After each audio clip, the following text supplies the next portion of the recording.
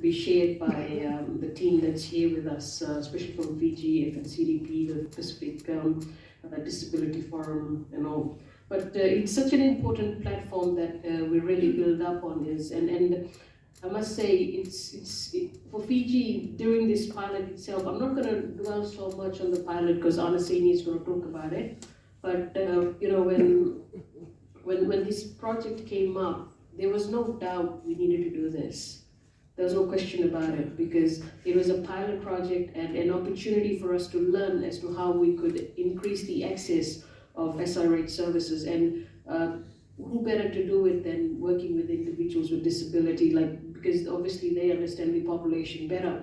And it gives us that opportunity to learn from them as well and to roll this out. And we will be rolling it out in the two divisions, in the Western and Central.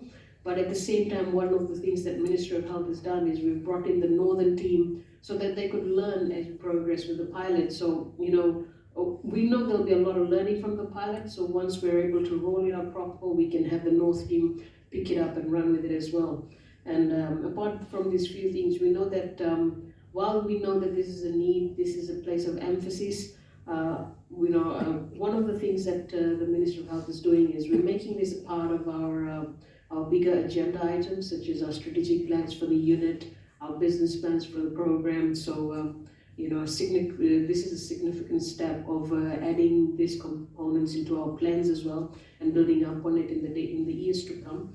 And one of the humble requests, I think, as an island nation that's working on the transformative agenda is, we know this transformative agenda is coming to an end this year. And I'd love to see, and I believe I speak the same sentiments of Tonga, Vanuatu, and Samoa and the others that work with the transformative agenda, if this could progress, because we've just started. This is not even the depth of things, but we really need support. We really need that opportunity to build up and move forward, and hoping that the same can be built up in the upcoming phase, the next phase of the transformative agenda. So, we can really step in this space. So I just want to take this time to, I think I will give a lot more time to Anasini to talk about the project in itself, but I must say it's a very significant collaboration. It's an important one, and we're looking forward. We're really excited in the divisions, and we've got our structure within the health is such that we've got divisional sexual reproductive health clinics. So these teams will be working with the FDPF will be working with these teams in the divisions and rolling out the program.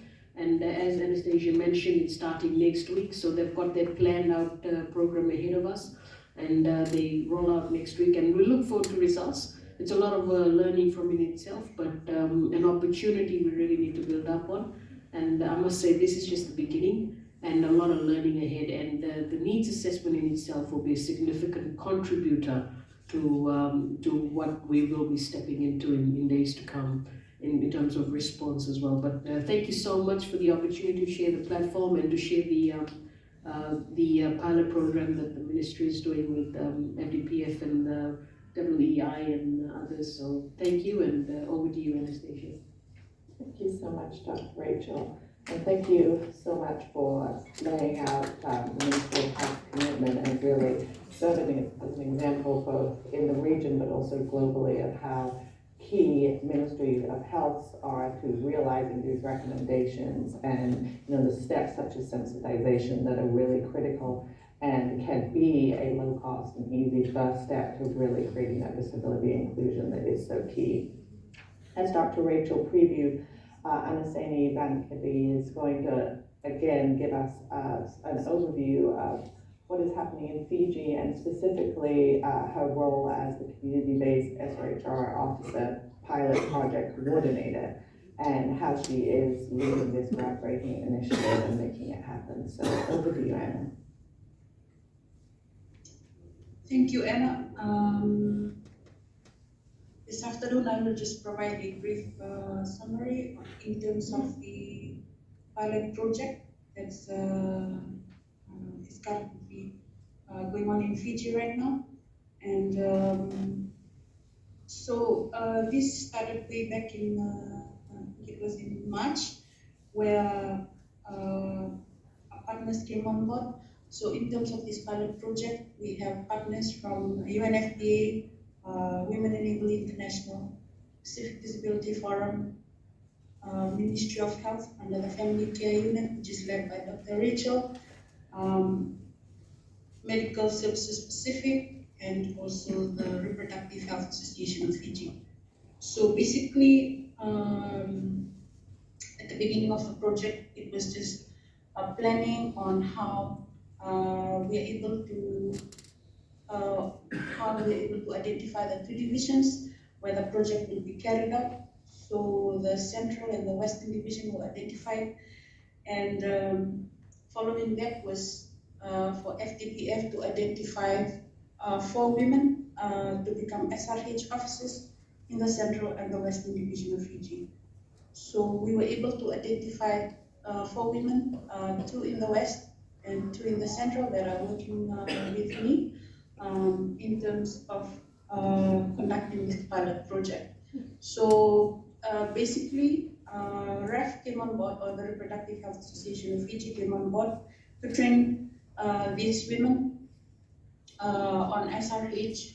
It was basically SRH 101, how these women or the SRH officers are able to go out into the community and relay the learnings to other persons with disabilities or young people and women with disabilities that are out there in the communities in the Central and the Western Division. So following that, there was another session in July where colleagues from the Ministry of Health, Medical Services Pacific, and the Fiji Disabled People's Federation, the SRH officers, and also we included in the Fiji Association of the Deaf because when we were going into the project, then we saw that there was a pressing need for the inclusion of our deaf colleagues to also be part of the program. This is just in terms of how communication channels down to persons who are deaf.